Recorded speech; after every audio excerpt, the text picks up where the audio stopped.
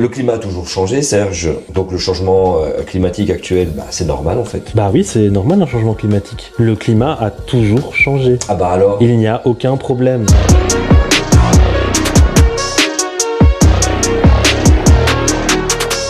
Salut à toutes et à tous, bienvenue sur cette chaîne qui s'appelle Limites. Nous parlons ici de limites planétaires, limites des ressources, des limites humaines, de géopolitique aussi, ça nous arrive. On essaie de décortiquer un petit peu le réel et en avoir la meilleure interprétation possible à travers le regard des chercheurs, des scientifiques dans ce domaine. Abonnez-vous, likez, commentez parce qu'aujourd'hui, on va se faire plaisir. Et si jamais il y a des gens pour qui l'algorithme leur a suggéré cette vidéo et qui au début vont commencer à avoir des dissonances cognitives en mode mais qu'est-ce qu'ils racontent ces deux gars là, etc.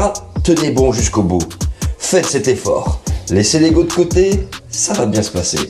Notre invité aujourd'hui, Serge. Salut Serge. Salut à tous. Ça va.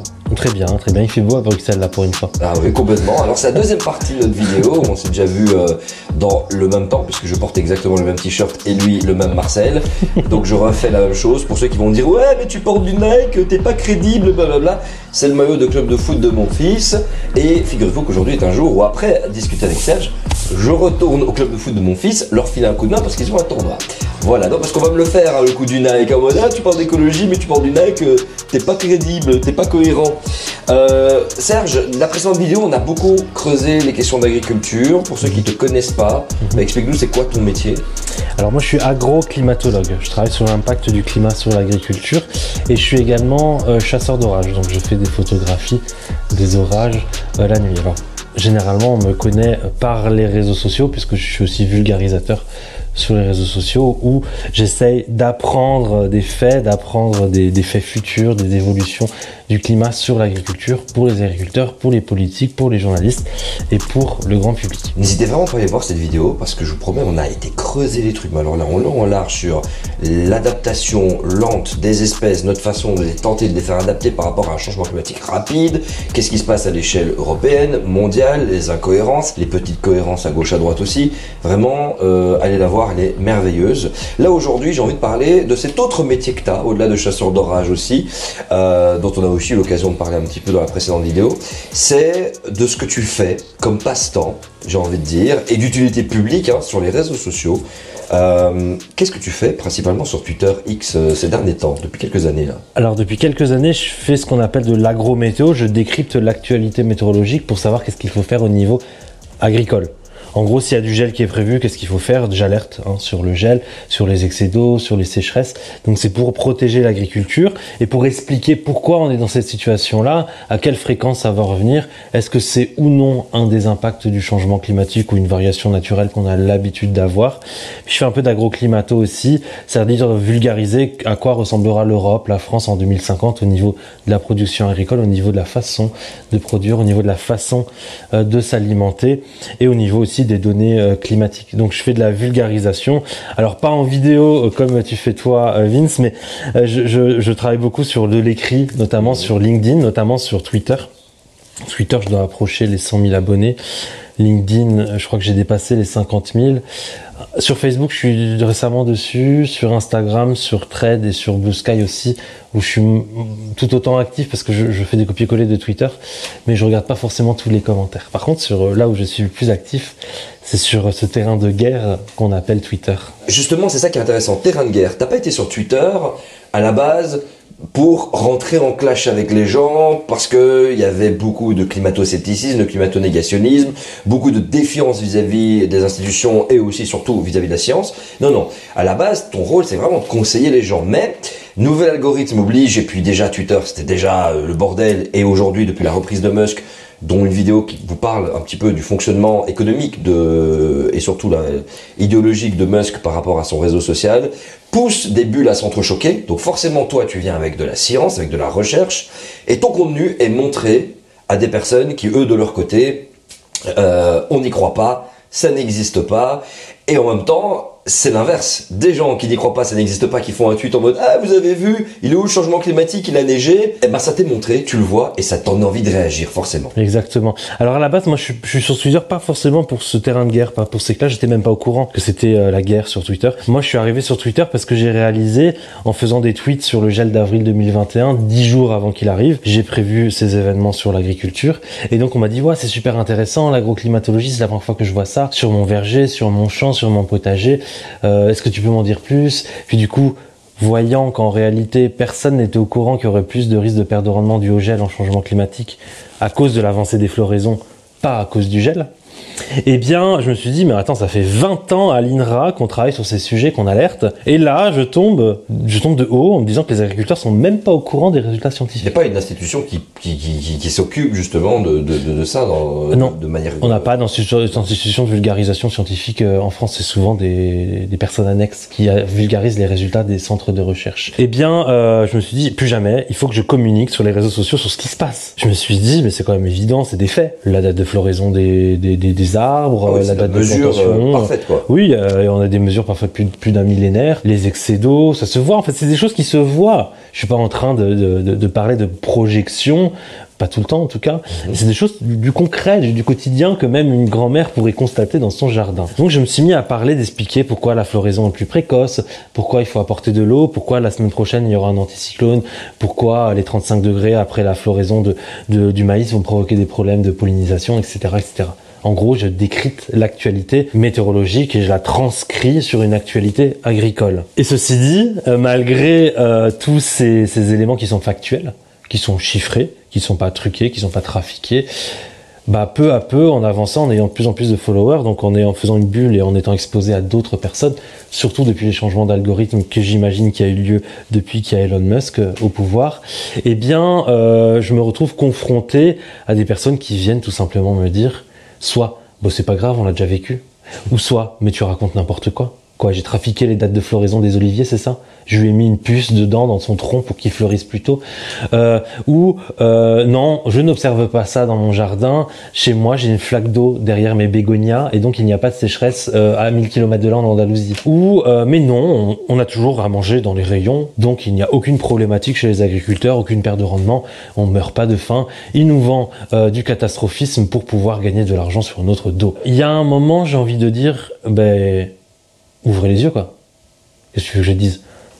Notez sur un papier les dates d'arrivée des hirondelles, notez les dates d'apparition des chants des cigales, la floraison de votre pêcher dans votre jardin, le moment où vous voyez les vaches sortir notez-les dès maintenant, et vous verrez que ce que je suis en train de raconter, c'est pas une illusion sortie de mon chapeau, ce sont des faits. Ce sont des faits. On se retrouve, en tant que scientifique, à décrire des faits, à décrire même des consensus comme le changement climatique.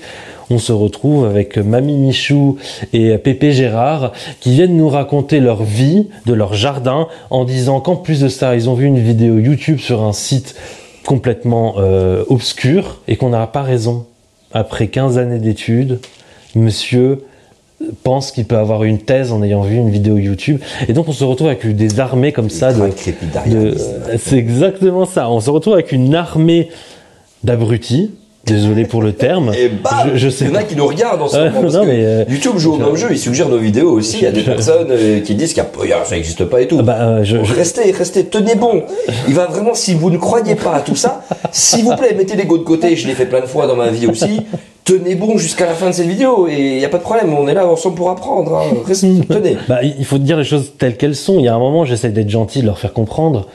Mais quand cette personne revient avec les mêmes arguments, les mêmes choses tous les jours, toutes les semaines... Je les ai, on va y arriver. Je suis désolé, à un moment, on peut plus dire c'est une personne qui n'est pas sensibilisée, c'est une personne qui n'est pas consciente. Non, c'est un abruti, en fait. Enfin, voilà, passons au suivant. Voilà. Enfin, il y a un moment, il faut arrêter d'être gentil, parce que c'est justement cette gentillesse, c'est les scientifiques et chez les journalistes et chez les gens, la bienveillance, etc., qui fait que, ces personnes-là gagnent de l'audience et commencent ces autres gens gentils commencent à croire avec ces personnes qui ont des personnes qui sont anti-science et qui ont de la notoriété sur les réseaux sociaux.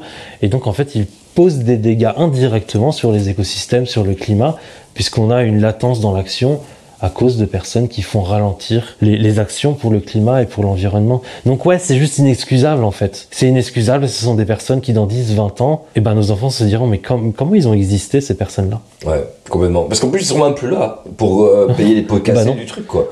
Généralement ce sont des personnes qui ont plus de 40 ans, parfois des politiques. On a Donald Trump qui est un très bel exemple, mais qui en fait ont vécu leur vie très bien. Après moi le déluge. Voilà, c'est ça, qui ont vécu leur vie et puis vivez, courez les enfants. Consommer, mais allez-y, il n'y a aucun problème. Regardez, moi dans ma vie, j'ai toujours consommé et il n'y a aucun problème dans l'environnement.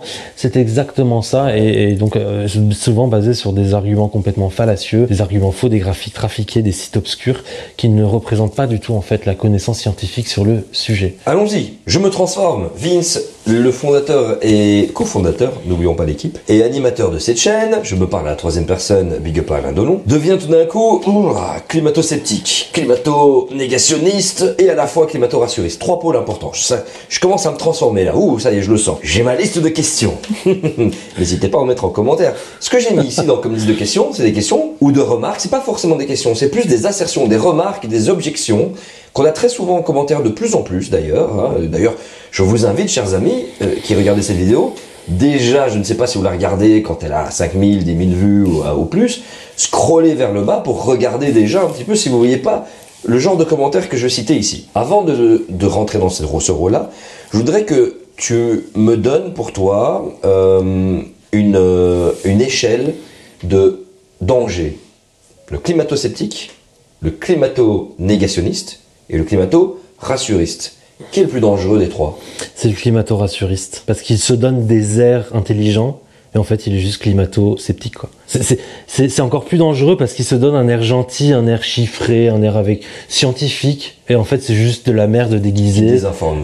Exactement, c'est juste une merde encapsulée dans une belle boîte. Le climato-sceptique, on le voit arriver rapidement. Il n'y a pas de changement climatique, vous racontez de la merde, point, il n'y a pas d'argument. Voilà. Est-ce que je suis d'accord de dire que dans les climato-sceptiques, il peut y avoir des personnes qui découvrent ces sujets et qui se disent qui sont nouveaux là-dedans? C'est pas forcément climato-sceptique. Moi, climato-sceptique, c'est une personne qui est consciente en fait que parfois elle peut raconter des bêtises, qui a l'impression d'être super intelligente en ayant fait une semaine de recherche sur Google, et qui va avoir de l'audience et de la notoriété. C'est pas le petit papy du PMU du quartier qui n'a pas les réseaux sociaux, il est climato-sceptique, mais il va pas avoir une dangerosité de convaincre d'autres personnes dans son domaine. Moi, vraiment, les personnes que je vise, ce sont les personnes à forte audience. Alors, il y a les personnes à forte audience qui sont vraiment climato-sceptiques neuneux, c'est-à-dire de dire « Oh, regardez, j'ai une flaque d'eau dans mon jardin, il n'y a pas de sécheresse. » C'est vraiment le stade de l'abrutisme niveau 0. Et après, j'ai vu qu'il y avait plein de gens qui commentent ça marche bien.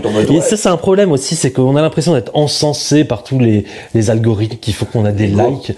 Et en réalité, c'est toujours dans leur bulle, c'est des gens qui sont aussi incultes qu'eux qui vont liker, et en fait c'est toujours les mêmes, et ça va pas toucher une très grosse partie de la population. Il faut regarder le ratio de partage et de j'aime par rapport au ratio de vues. Par exemple, moi quand je fais des commentaires, j'ai 10 000 vues et 5 000 likes. Eux, ils ont peut-être 1 million de vues et 3 000 likes. Et donc on a l'impression qu'il y en a beaucoup, mais en fait c'est qu'il y a plein de gens qui le lisent et qui disent mais qu'est-ce qu'il raconte, et ils passent au suivant quoi. Donc on a des personnes qui vont désinformer avec des taux d'engagement, désinformer bêtement, sans argument, sans rien. Pour moi, les plus dangereux, c'est les personnes qui vont prendre une information scientifique d'un article sans avoir parlé de l'autre partie de l'article scientifique et vous dire une citation d'une phrase avec un chiffre, ça fait bien les chiffres. Ou d'un graphique même. Voilà, d'un graphique, et qui vont vous dire regardez, il n'y a pas de changement climatique. Et ça, c'est le plus grave pour moi. Ça s'appelle de la manipulation, c'est du cherry picking. On sélectionne une partie de l'information pour en dire l'inverse. Et ça paraît intelligent, ça paraît chiffré, ça paraît structuré, mais c'est tout aussi du climato-scepticisme déguisé. Donc les climato-rassuristes, ou je ne sais quoi comment ils se nomment, pour moi c'est tout aussi nul que tout le reste, mais c'est juste déguisé pour convaincre plus de monde sans forcément avoir des arguments ou des chiffres fondés. Il va y avoir des commentaires peut-être qui vont arriver de gens qui vont dire que tu es financé par Greta Thunberg et George Soros, prépare-toi. C'est souvent ce que je reçois on disait, qui vous finance? Bah vous, en fait, c'est vrai d'ailleurs, c'est vous qui nous financez, donc n'hésitez pas à nous aider sur le Tipeee, c'est très important, ça nous permet vraiment de continuer à avancer et d'avoir la chance d'avoir ici Serge et ce matériel pour tourner ces vidéos. Ça y est, je suis dans mon rôle de climato-sceptique, à la fois climato-négationniste et à la fois climato-rassuriste. Non, j'arrive pas, je suis au detour. J'ai mis le Chargave avec Pierre Autour sur Think of You, c'était un moment anthologique. Le climat a toujours changé, Serge. Donc le changement climatique actuel, bah, c'est normal en fait. Qu'est-ce que tu dis à ça? Bah oui, c'est normal un changement climatique. Le climat a toujours changé. Ah bah alors? Il n'y a aucun problème. Bah, du coup, le climat a toujours changé.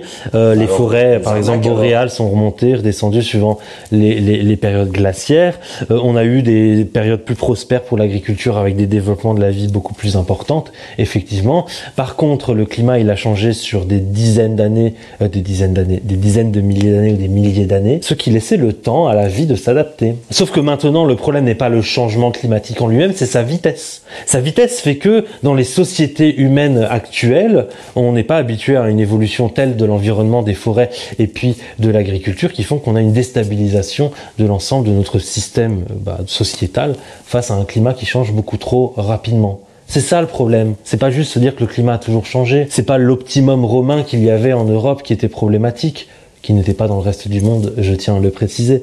C'était un optimum européen.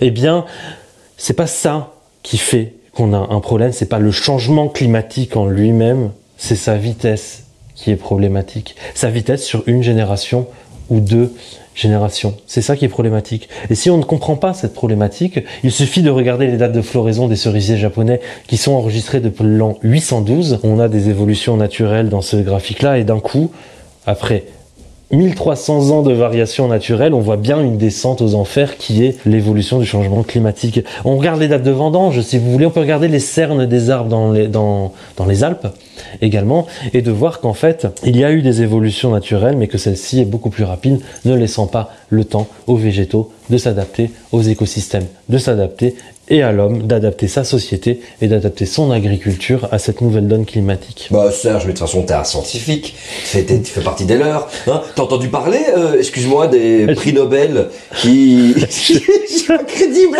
J'ai envie de te claquer au bout d'un moment. Eh ben prépare-toi, je vais vraiment rester dans ce rôle.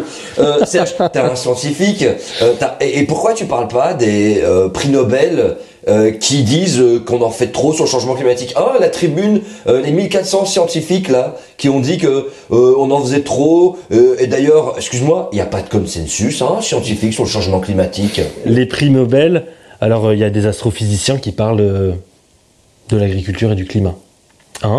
Moi, je peux vous parler aussi de Jupiter, si vous voulez, des pommes de terre à Jupiter, ou alors des framboisiers sur la Lune, tant qu'on y est, quoi. C'est pas parce qu'on a un prix Nobel qu'on peut se permettre de parler des autres sciences.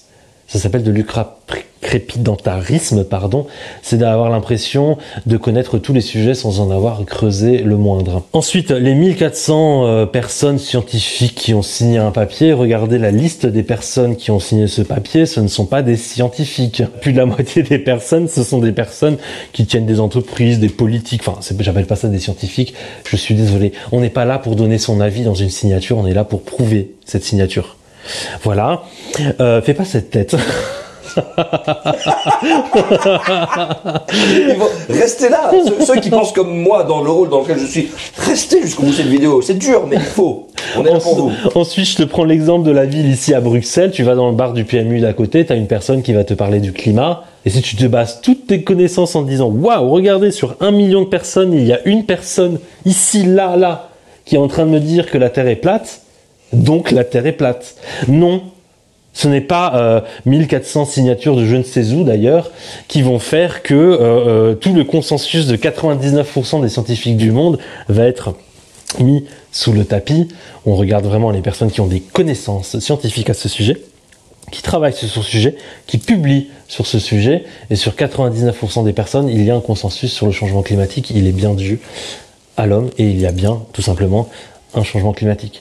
Donc, ça s'appelle encore ce qu'on appelle du cherry picking, ce que je disais tout à l'heure. Le cherry picking, c'est que je sélectionne une petite partie de la population qui pense comme ça et je généralise à tout le reste. C'est exactement ce qui est fait. C'est regarder. Il y a lui là, dans cette rue qui dit ça, donc toute la ville pense pareil. Voilà. Moi, j'ai été voir les températures mondiales. Excuse-moi, depuis 2015, c'est super stable. Moi, je vois plus de montée. Je vois que, oui, si, c'est vrai, 2024, c'est juste, ça c'est mon moi naturel qui revient. Non, il faut que je sois fallacieux. Sophisme. Depuis 2015, ça monte plus, c'est stable. Alors, effectivement, ça c'est aussi du cherry picking. Je dirais souvent cherry picking, c'est souvent une pratique de manipulation de données. En fait, quand on prend les données climatiques de 2015 à 2022 jusqu'à mi-2022, mi-2023, pardon, je regarde pas après 2023. Effectivement, c'est stable. Par contre, si on augmente jusqu'aux années 1880, il y a comme des paliers comme ça. Quand tu regardes un palier, effectivement, c'est stable. Ça s'appelle du cherry picking. Je prends qu'une partie des informations et je généralise sur l'ensemble des données depuis le début des mesures. Et maintenant, ce palier de 2015, quand on regarde, en fait, c'est à la hausse, puisque si on rajoute fin 2023 et 2024 avec El Niño et puis le changement climatique, c'est forcément à la hausse. On a explosé cet argument. D'ailleurs, cet argument, pour te dire, je crois que c'était dans les années 2008, 2009 à 2002, peut-être à 2008, il y avait aussi un palier. Et ça revenait souvent, cet argument. Quand on recherche sur Internet, parce qu'Internet a une bonne mémoire, on retrouve des personnes qui disaient « Regardez, le changement climatique s'est stabilisé jusqu'en année, je sais pas, je me rappelle plus, c'est 2010, il n'y a plus de changement climatique, c'est plat, ça va redescendre. » Et ben en fait, maintenant ils sont passés sur l'autre palier. Donc il suffit de prendre pour les contrer l'argument qu'ils avaient avant, de regarder la période d'avant, et dire bah avant vous disiez la même chose, pourtant ça a augmenté. Donc maintenant vous disiez la même chose, pourtant maintenant depuis quelques mois, ça réaugmente de nouveau.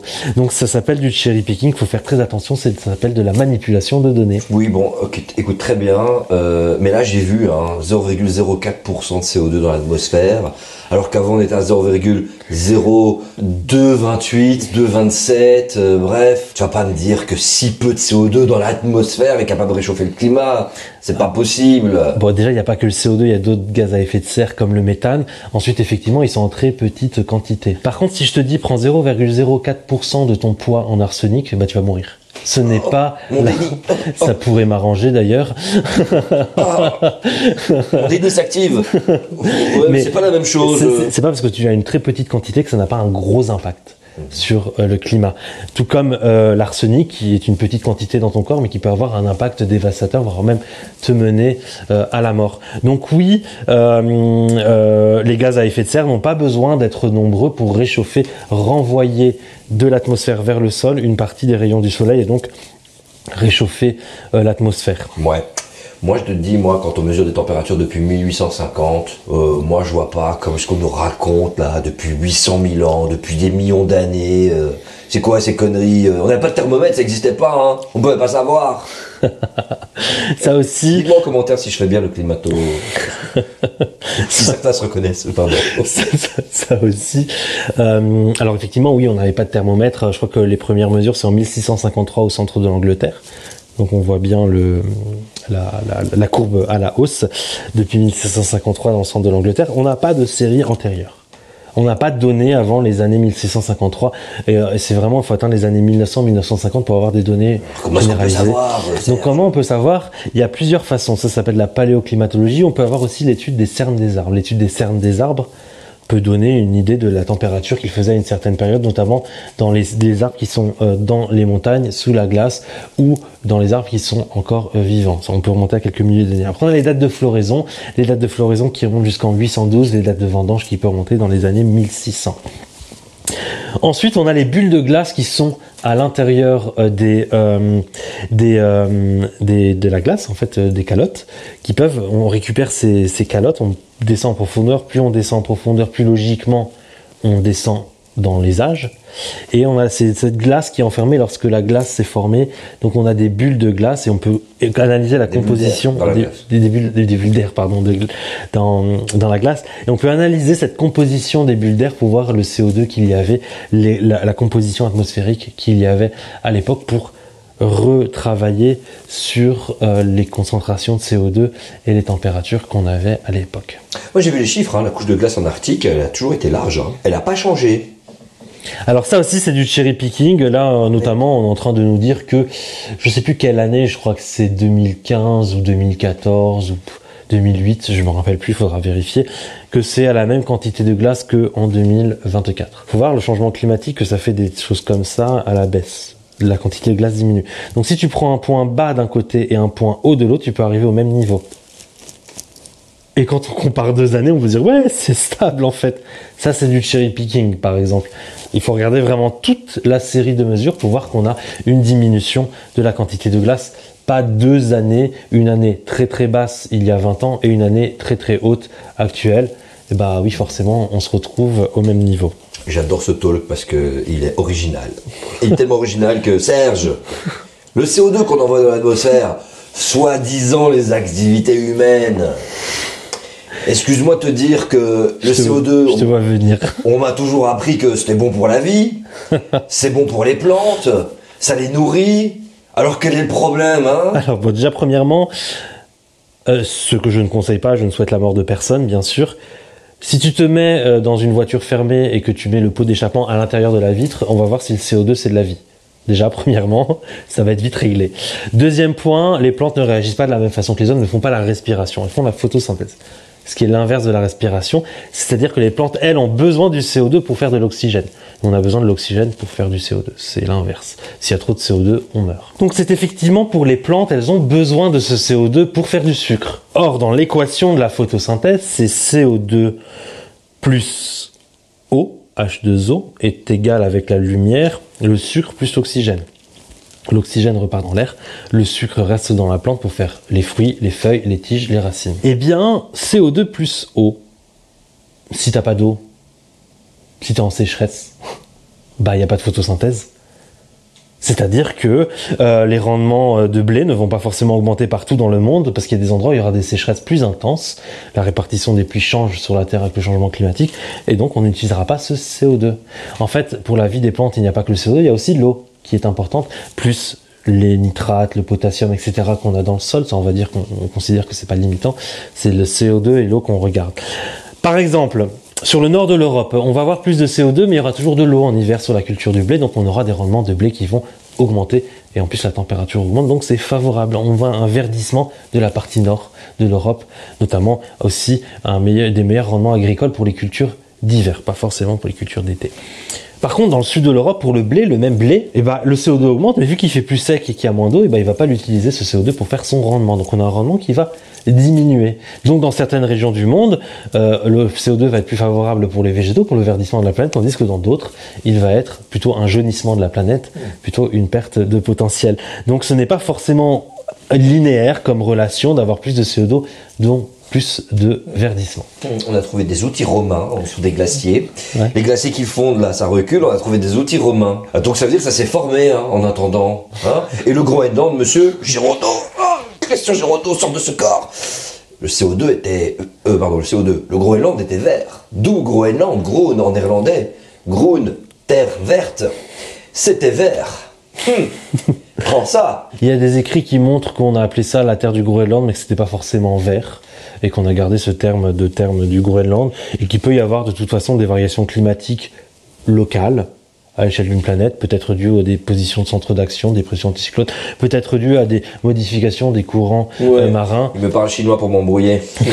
Et qui font que on peut avoir des variations climatiques ponctuelles à certaines zones du monde, peut-être au Groenland. Donc par exemple pour l'optimum médiéval, on ne retrouve pas de traces de cet optimum médiéval thermique, donc une hausse de la température en Europe dans d'autres régions du monde.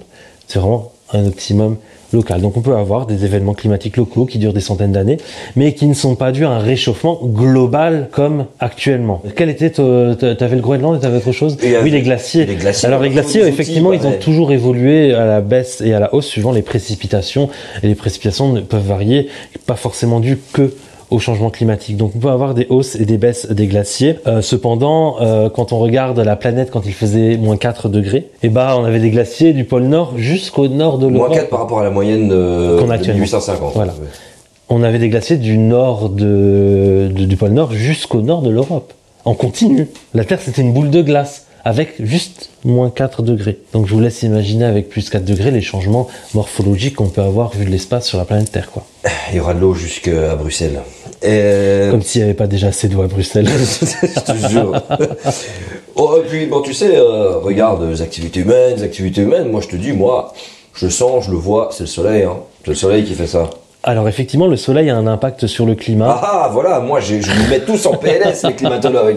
Quand tu regardes par exemple cette année, le soleil a un impact sur le climat de 1%. Contrairement à El Niño, il me semble que c'est 10-20%, et le changement climatique, c'est tout le reste. Il y a aussi une partie sur la modification des compositions du gazole dans les bateaux qu'on est en train d'étudier pour l'instant. On va retirer le souffle.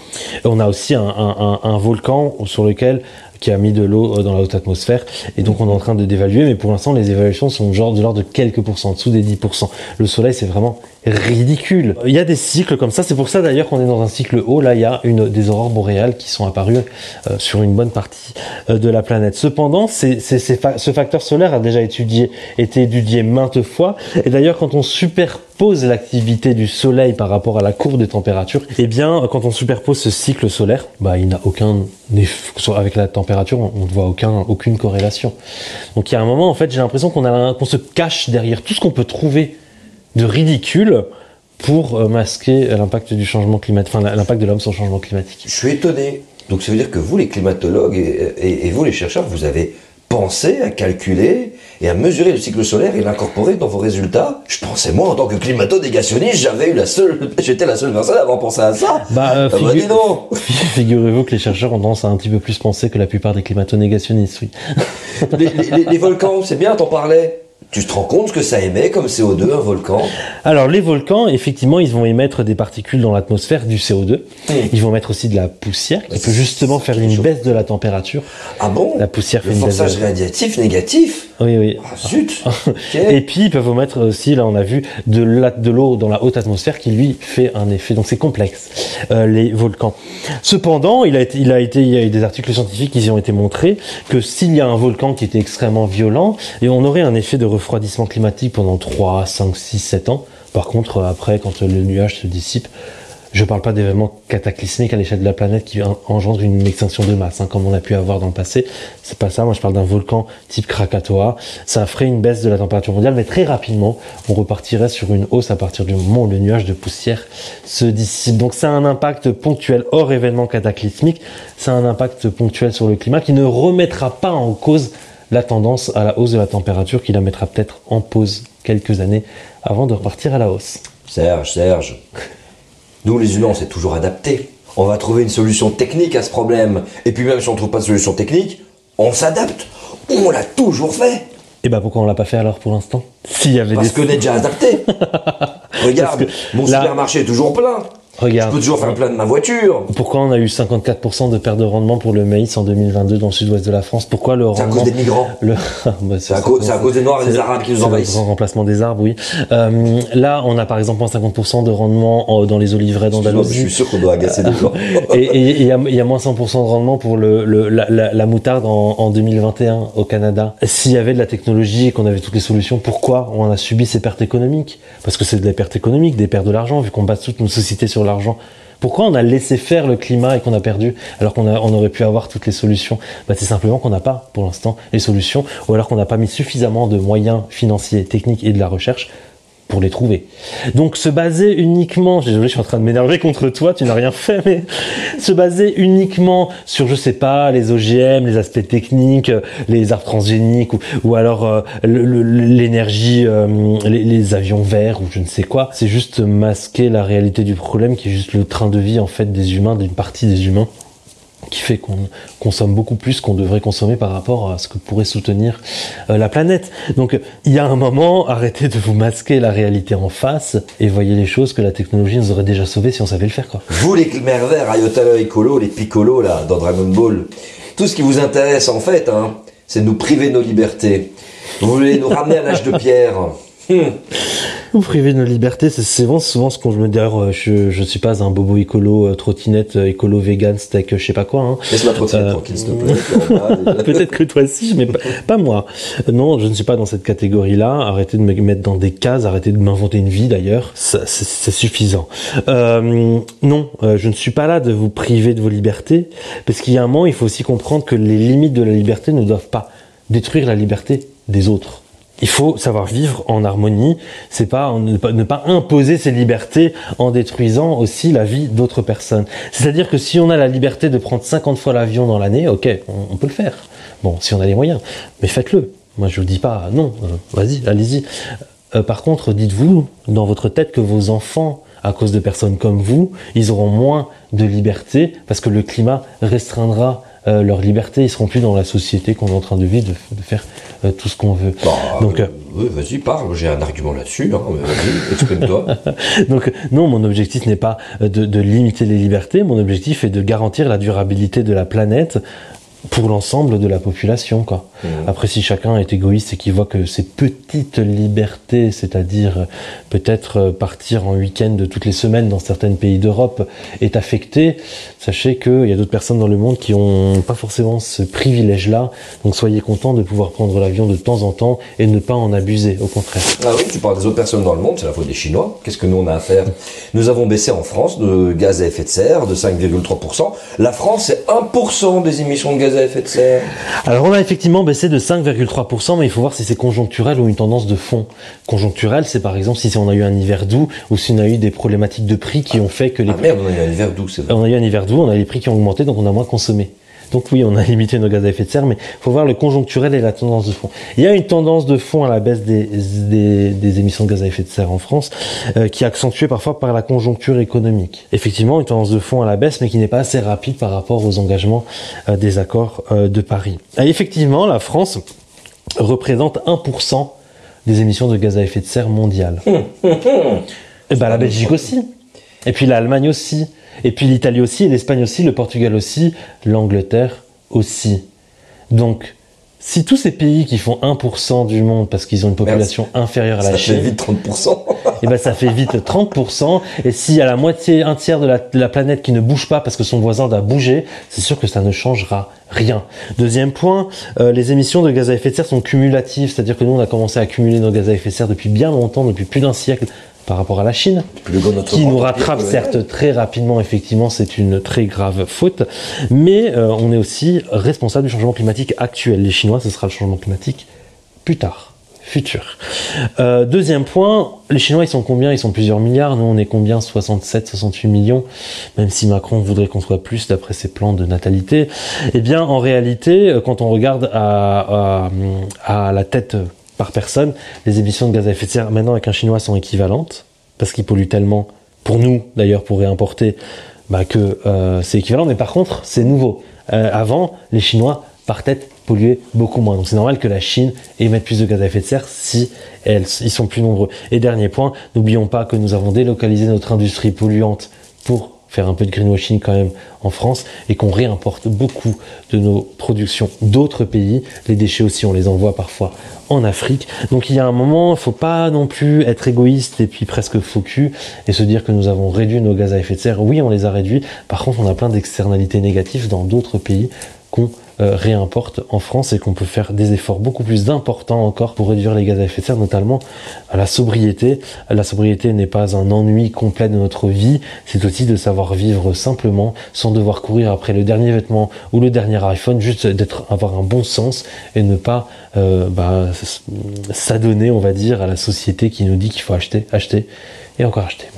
Ouais, tout ça de toute façon, c'est ma culture, c'est mes traditions. Voilà, tu touches à ma culture, mon beau saucisson là, ma vache, mon steak, c'est la tradition depuis mon père, pas forcément de son père à lui, ni de mon arrière-grand-père, mais c'est de la tradition, monsieur. Tu touches à mes traditions, à ma culture, à me retirer mon steak là. Hein? Tu veux que je devienne vegan à bouffer du quinoa? Après, si tu veux rester un vieux crouton et rester dans tes traditions toute ta vie jusqu'à en mourir, vas-y, c'est pas mon problème. C'est ce qui forge le tissu humain des sociétés, monsieur. Dans les sociétés humaines, si on avait gardé les traditions du Moyen-Âge, on serait encore à l'âge de pierre, quoi.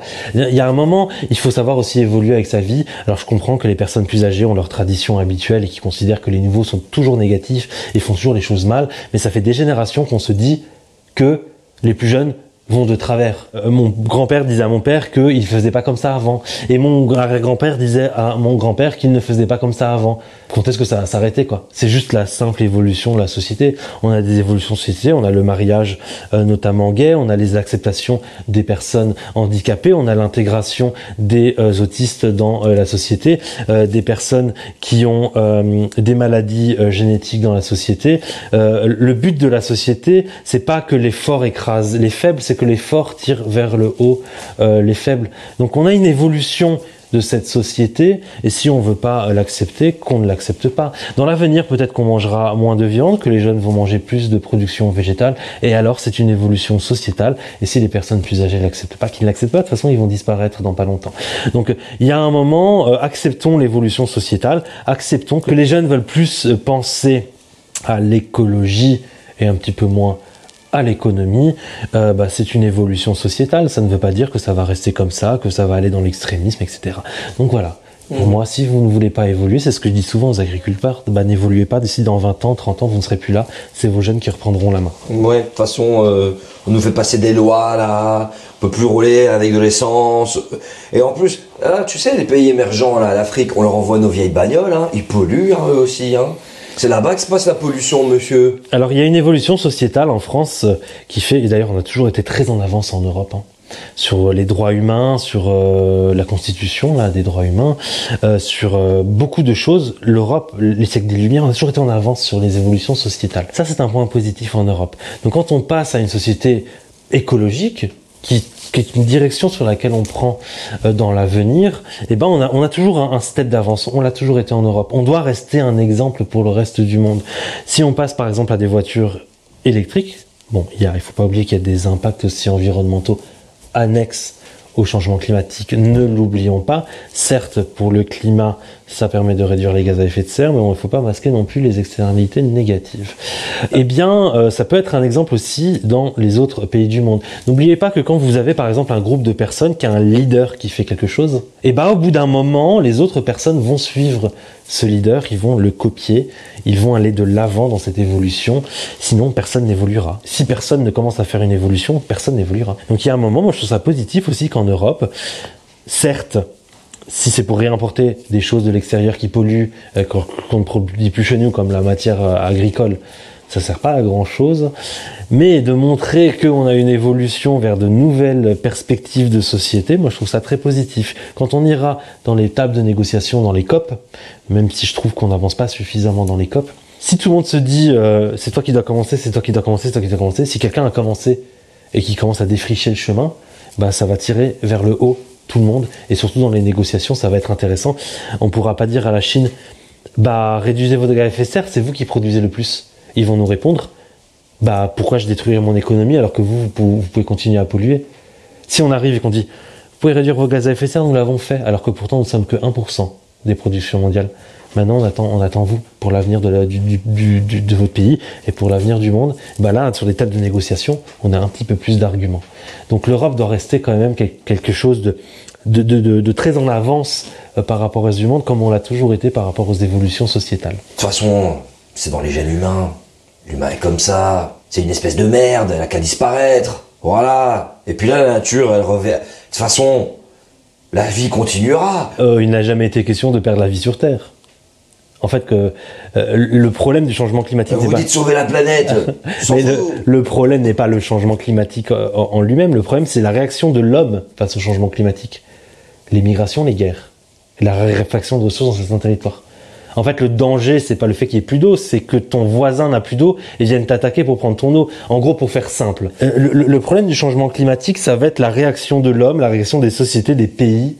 C'est plus ça le danger, c'est nous-mêmes en fait. C'est nous qui allons nous autodétruire par rapport à la raréfaction et la disparition des ressources ou le déplacement de certaines ressources. Donc moi, je dis pas que l'homme va disparaître de planète, c'est qu'on aura dans une instabilité, on va dire sociale, qui sera due à une instabilité de l'énergie et une instabilité des ressources agricoles et des ressources autres que agricoles.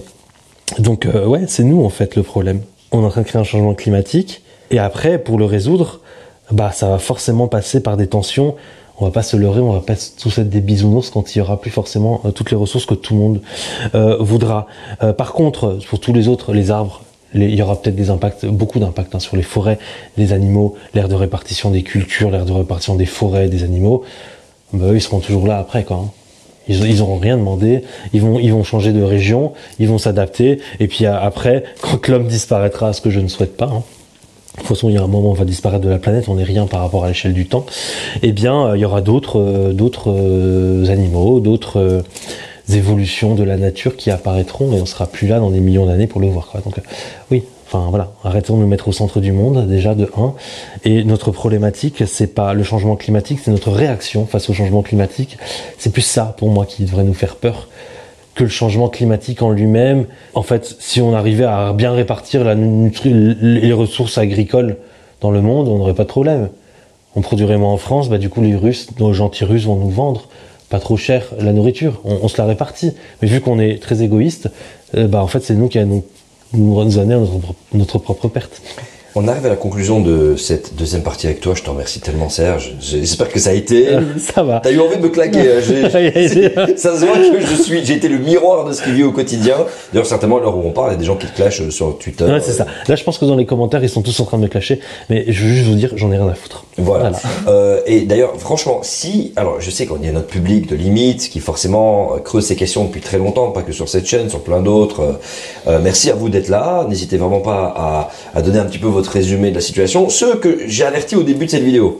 Et me connaissant, j'ai dû faire une miniature, à mon avis, bien climato à clic, pour que climato-sceptique à clic, pour les attirer d'entrée de jeu. Si de base, vous êtes quelqu'un qui n'y croyez pas et vous avez tenu jusqu'ici, déjà vraiment, je vous dis honnêtement félicitations. Je sais qu'on va avoir des commentaires de type ouais, vous êtes payé par ci, par ça, bon nous limite ASBL, l'association, vous allez sur le moniteur belge, vous voyez d'où viennent nos fonds, vous voyez qui est dedans, etc. On est dans une transparence totale. Parce que souvent, ce qui se passe, et je suis passé par là, c'est avoir des mécanismes de défense psychologique, de déni, où on trouve 1001 raisons en fait pour dire que quelque chose n'existe pas, parce que le propos est très dérangeant et déstabilise beaucoup et surtout nous confronte à une forme de culpabilité. Donc on n'est pas là pour vous culpabiliser, on n'est pas là pour dire vous êtes des merdes, etc. Sauf, Serge a quand même noté, vous a traité d'abruti, je tiens à dire. Parce que je crois qu'il doit avoir ras la casquette à mon avis, et puis il se fait aussi troller par des trolls virtuels, numériques, des bots, etc. Ça rentre aussi là-dedans. Voilà, nous notre but c'est pas de tenter de vous convaincre, il paraît qu'on n'arrive pas à convaincre un climato-sceptique ou un climato-négationniste. Le but un peu aujourd'hui c'est de dire les gars, posez l'ego, mettez-le, rangez-le dans un coin et dites-vous peut-être que vous avez tort sur comment les choses ont été construites, et c'est dur d'accepter qu'on a été manipulé, mais parfois c'est le cas. Moi, si maintenant je te repose une dernière question de conclusion, Serge, et puis je te laisse y aller parce que tu vas partir. Si on devait imaginer le monde idéal en 2050, le meilleur des mondes possibles, à quoi ressemblerait notre vie au quotidien, avec changement agriculture, notre façon de nous déplacer? Imagine, ce serait quoi 24 heures de ta vie, de la mienne, en 2050, où on a enfin réussi à aller au-delà de toutes ces conneries, de fausses informations, de manipulation, de mauvaises politiques, et qu'on s'est tous mis vraiment au diapason. Alors là, c'est une très très bonne question, je pourrais pas répondre comme ça sans avoir réfléchi des heures, c'est presque une dissertation qu'il faudrait. Tout ce que je voudrais dire, c'est pas parce qu'on n'a pas forcément la même façon de vivre, la même façon de consommer, la même façon de manger, la même façon de se déplacer qu'on sera malheureux. Philosophiquement parlant, on sera dans une autre dimension, autre chose, qui peut-être, on sera content d'avoir tout à proximité dans le quartier, tout en local. Peut-être qu'on sera content de ne plus aller à l'autre bout du monde, mais de profiter de nos territoires en France. En fait, c'est juste qu'il faut changer de paradigme complètement, où tout doit aller, on doit tout ralentir, on doit pas tout aller plus vite, tout aller quand on veut, où on veut, avec ce qu'on veut. Il y a un moment, on aura un changement de paradigme, je ne peux pas dire ce qui se passera en 2050, on sera dans une autre philosophie, on sera tout aussi heureux. C'est tout ce que je veux dire, c'est pas forcément quand on change de façon de penser, de choses d'avancer, de choses de consommer, ça veut pas dire qu'on sera forcément malheureux. Donc pour moi, on sera toujours tout autant heureux, mais qu'on aura une autre façon de voir les choses par rapport à l'écologie et l'environnement, et donc on aura un quotidien différent, et après je pourrais pas vous décrire le quotidien qu'on aura, c'est à nous de le créer, quoi. Merci Serge. C'était incroyable, t'es un mec en or, continue, bon courage avec certaines personnes sur X, sur Twitter, là, c'est pas facile, mais tu gères ça d'une main de maître, et tu colles des ratios d'ailleurs, et moi c'est ça qui me fait plaisir. Pour ceux qui ne savent pas c'est quoi un ratio, c'est quand ton argument qui est construit, est beaucoup plus de soutien, énormément plus de soutien que l'attaque, exactement, parce que je vous dis bien, allez voir, abonnez-vous, d'ailleurs je le mets les liens en description, à son compte Twitter. Vous avez l'homme le plus attaqué dans le champ scientifique, à mon sens, en tout cas sur les réseaux sociaux. Si, clairement, en termes de chiffres, t'es le numéro 1 des pays francophones, l'homme qui est le plus attaqué. Et donc il mérite aussi à ce que vous le souteniez, que vous retweetiez, que vous lui donnez de la force, parce que c'est par là que ça passe aussi, c'est par mimétisme. À partir du moment où on a un grand nombre à le soutenir, et ben on influence des gens qui savent pas trop quoi, comment, et je sais qu'il y en a qui découvrent ces sujets, qui savent pas où se positionner. Et ben si au moins on peut avoir une influence saine mais basée sur la recherche et la science, c'est quand même quelque chose de très important. Et me sortez pas que la science, on peut lui faire dire, et les chiffres, on peut leur faire dire tout ce qu'on veut, mais merci. Il y aura toujours des arguments de façon à sortir, mais il faut les reconnaître quand ils sont fallacieux. Serge, je te fais un check. Allez, à bientôt. Porte-toi bien, abonnez-vous, Merci. likez, commentez, à très bientôt sur les mythes. Ciao, ciao tout le monde.